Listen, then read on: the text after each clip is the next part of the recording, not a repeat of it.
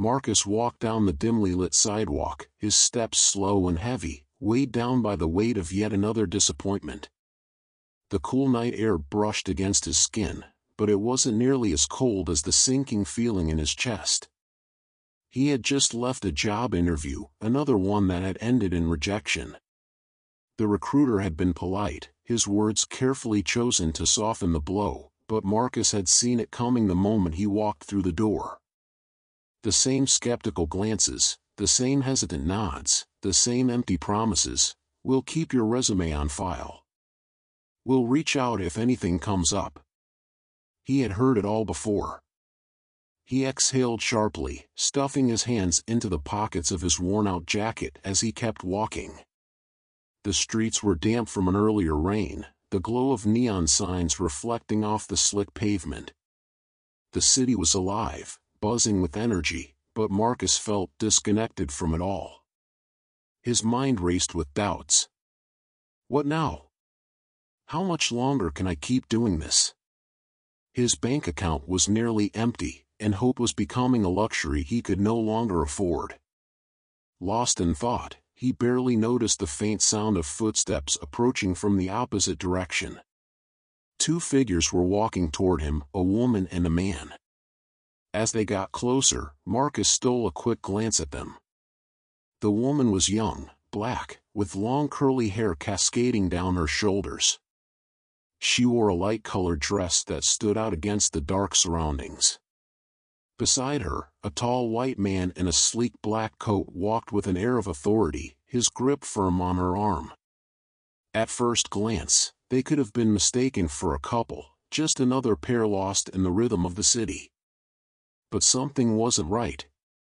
The woman's body was tense, her movements stiff, as if she were being led rather than walking freely.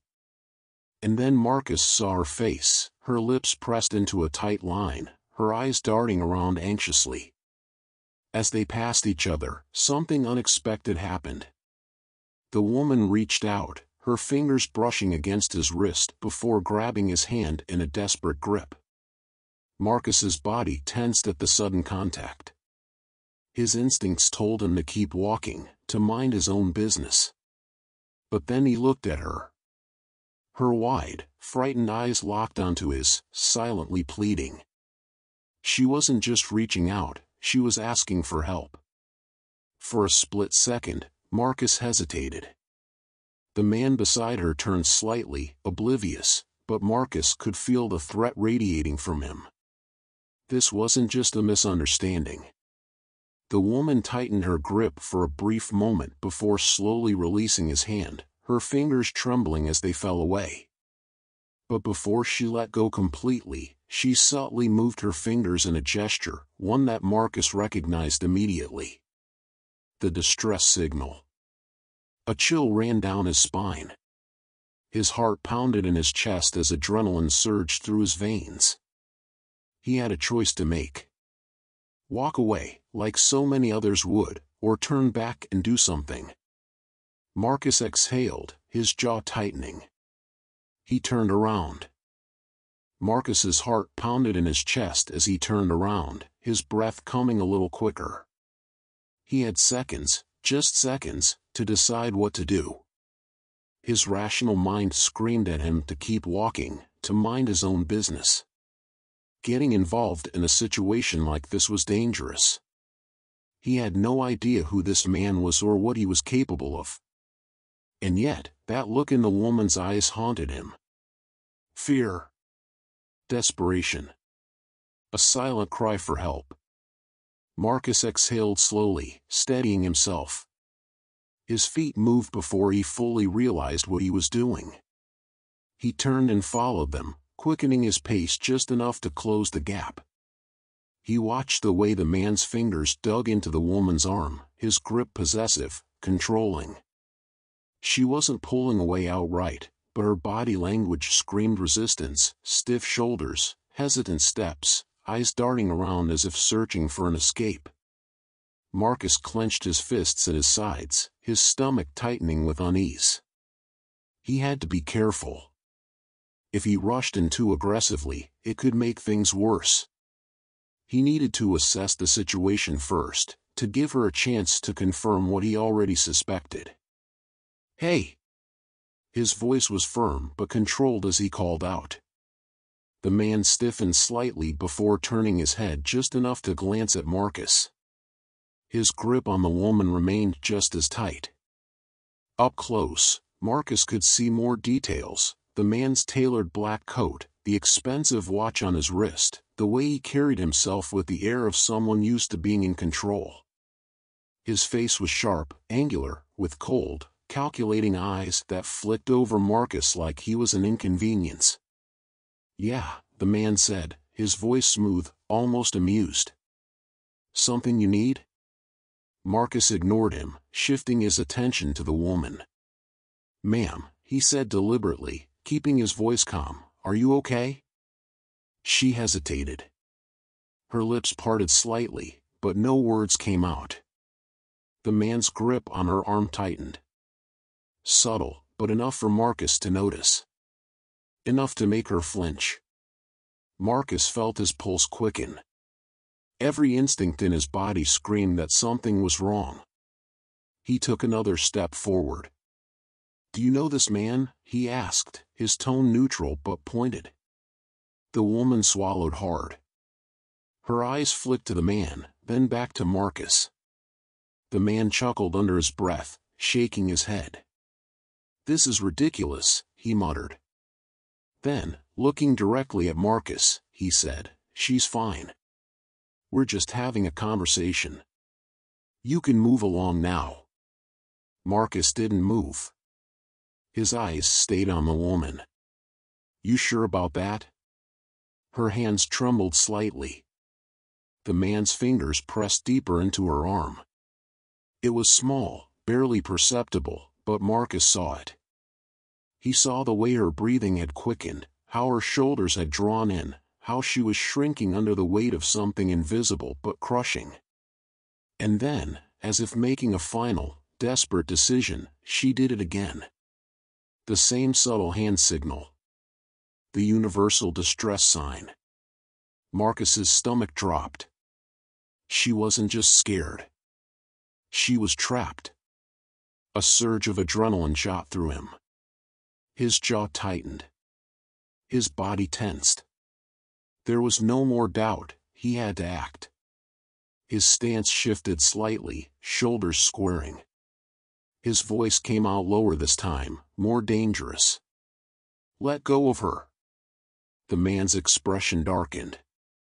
The amusement in his eyes flickered out, replaced by something colder, harder.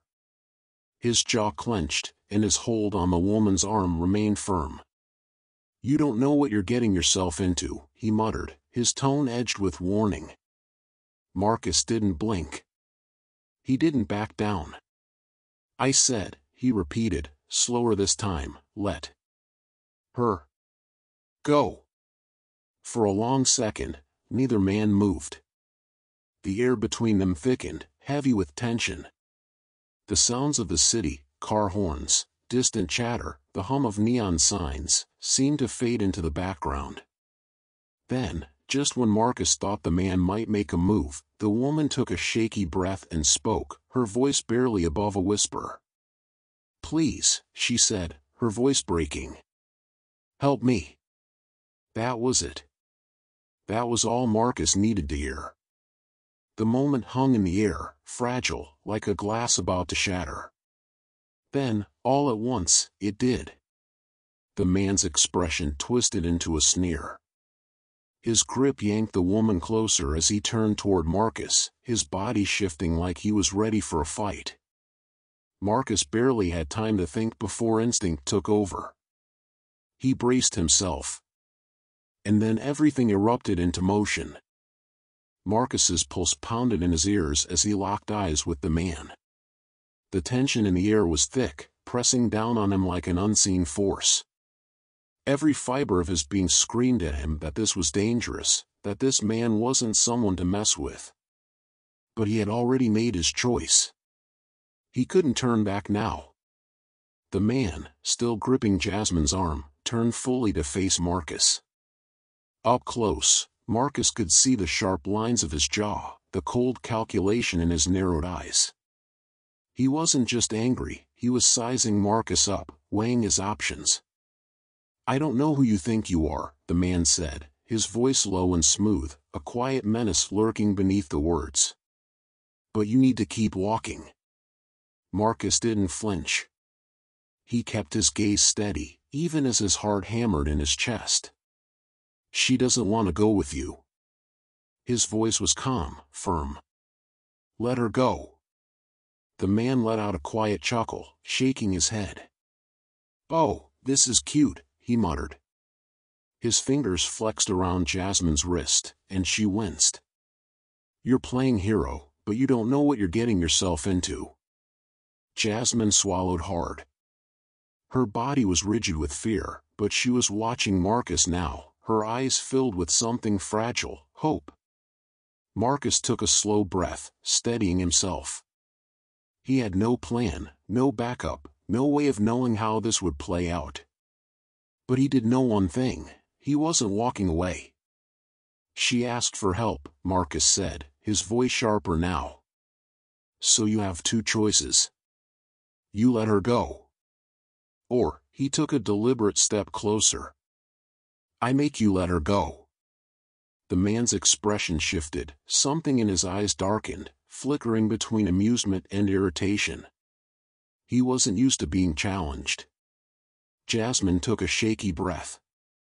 Marcus saw the way her free hand trembled slightly at her side. She was afraid, but there was something else there, too, a flicker of determination. And then, before Marcus could react, she moved. With a sudden, desperate twist, Jasmine yanked her arm free. The man's grip slipped for just a second, his fingers scrambling to hold on, but she was already backing away. "You little," he snarled, lunging to grab her again. Marcus didn't think, he acted. His body moved on instinct, years of pent-up frustration and silent battles boiling over in a single, explosive moment. He stepped forward, shoving the man back hard. The man staggered, his polished shoes scraping against the pavement as he barely caught his balance. His face twisted with rage, and without hesitation, he lashed out, swinging a wild punch at Marcus's face. Marcus barely dodged it. The wind of the man's fist brushed past his cheek. His body tensed, adrenaline surging through his veins. He wasn't a fighter, but he wasn't defenseless either. The man swung again, but this time, Marcus was ready. He ducked, then drove his shoulder forward, slamming into the man's chest. The force knocked him back a few steps. "Run!" Marcus shouted over his shoulder. Jasmine didn't hesitate. She turned and sprinted down the street, her footsteps echoing against the pavement. The man saw her running and cursed under his breath.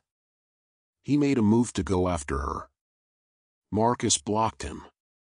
"You're done," Marcus growled. His stance was solid, his muscles coiled like a spring. "Walk away." The man's chest rose and fell in sharp, angry breaths. His fists clenched, but he hesitated. Then, the sound of approaching footsteps filled the air. People were watching now, shopkeepers peering out of doorways, pedestrians slowing down to take in the scene.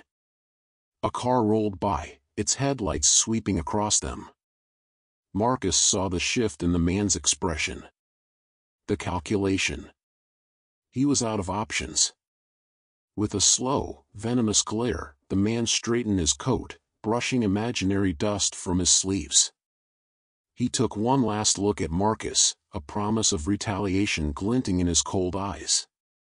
"You don't know who you're messing with," he muttered. Marcus didn't blink. "Neither do you." A tense silence stretched between them. Then, with a sharp breath through his nose, the man turned on his heel and disappeared into the crowd. Marcus exhaled, his shoulders dropping slightly. His body was still tense, but the moment had passed. He turned, scanning the street, searching for Jasmine. She was standing a few feet away, clutching her arms, her breath coming in short, uneven gasps. Their eyes met. "You okay?" Marcus asked, his voice softer now. She nodded, swallowing hard. I think so." Her voice wavered, but there was strength behind it. "Thank you." Before Marcus could respond, a sleek black car pulled up to the curb. The doors flew open, and two people rushed out, a well-dressed man and woman, their faces tight with concern. "Jasmine," the woman cried, rushing forward. Jasmine turned, and for the first time, Marcus saw her face break, relief crashing over her as she fell into her mother's arms. Her father, a man with an air of quiet authority, approached more slowly. His sharp eyes flicked from Jasmine to Marcus, taking in everything. "He helped me," Jasmine said, pulling back. He stopped him. Her father studied Marcus for a moment, then extended his hand. "Thank you," he said sincerely, his voice steady. "You have no idea how much this means to us." Marcus hesitated, then shook his hand. "Just glad she's okay." Her father nodded. Then, after a pause, he asked, "Do you have a job?" Marcus blinked, caught off guard by the question. "No, not right now." The man exchanged a glance with his wife before turning back to Marcus. "I own a business. We could use someone like you, someone who steps up when it matters." Marcus stared at him, processing the words. Jasmine smiled through her lingering tears. "My dad runs a company. A big one. If you want it, there's a job waiting for you." For the first time in what felt like forever, Marcus felt something warm spread through his chest. "Hope?" "Yeah," he said, nodding slowly. "I'd be interested." Her father clapped a hand on his shoulder. "Let's talk." As Marcus followed them toward the car, he glanced up at the sky. The same city lights flickered above, the same streets stretched before him, but everything felt different. Tonight, he had made a choice. And that choice had changed his life. The days that followed the confrontation felt surreal to Marcus, as if he were walking through a dream. He replayed the events of that night over and over in his mind, Jasmine's desperate eyes, the tension in the air as he faced down the man, and the final moment when he'd shoved him away, watching him retreat into the darkness. But it was more than just a physical altercation. It was what it had done to him, what it had unlocked inside of him. The sense of urgency, of responsibility, had felt alive inside of him for the first time in years. He had stood up for someone, for something. And for the first time in ages, Marcus felt like he had actually mattered. A week had passed since that night, and Marcus could still feel the burn of adrenaline, the rush of having acted on instinct. But what he hadn't anticipated was how that moment would ripple outward, changing the course of his life. He hadn't known that by saving Jasmine, he was also saving himself. The phone call had come from Jasmine's father, Mr. Carter, the very next morning. At first, Marcus had been hesitant. He didn't want to believe that someone like him could be offered something so valuable, a real opportunity. "Marcus, it's David Carter," the voice on the other end had said. "I'm the CEO of a company in the city. After what you did for my daughter, I'd like to extend a hand to you. You've got something that can't be taught, courage, integrity. I need people like you on my team." The offer had been unexpected, and Marcus had hesitated. What if it was a mistake? What if he wasn't qualified? But then, he thought back to that night, how he had stepped up for Jasmine, how he had made a choice when most people would have walked away. Maybe I'm more capable than I thought. And now, here he stood, outside the glass doors of a towering office building in the heart of the city. The weight of the moment settled on his shoulders, his first day at work. The sun reflected off the building's sleek windows, casting a bright light over the streets, and Marcus could hardly believe this was real. The man who had walked these streets aimlessly just a few weeks ago, lost in the blur of missed chances, was about to step into a world he had once thought was out of reach. As he adjusted his tie, Marcus paused. He looked at his reflection in the building's glass. He was wearing a well-fitted suit now, sharp and professional. It wasn't just the clothes that had changed, though. It was the man who wore them. His thoughts were interrupted by a voice calling his name. He turned around, and there she was, Jasmine, walking toward him with a smile that could light up the room. The same girl he had saved, the girl whose life had shifted because of that single moment. The same girl who had also unknowingly shifted his own life. "Hey," she said, her voice warm and genuine. "I'm glad you made it." Her smile faltered slightly as she added, I wanted to thank you again. You didn't have to do what you did, but you did, and it changed everything for me. I don't think I'll ever be able to fully express how much that means." Marcus felt a lump form in his throat. He hadn't expected her to thank him. He had just acted on instinct, and now here she was, standing in front of him with tears in her eyes, and he realized how deeply she had been affected by what he'd done. But it wasn't just her. He had been changed, too. "You don't need to thank me," he said, his voice softer than usual. "I did what anyone would have done." He paused, meeting her gaze.